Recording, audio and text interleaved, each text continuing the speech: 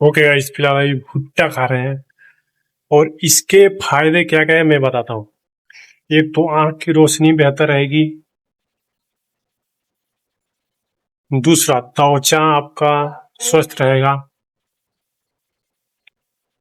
तीसरा, तुरंत आपके शरीर को एनर्जी मिलेगी। और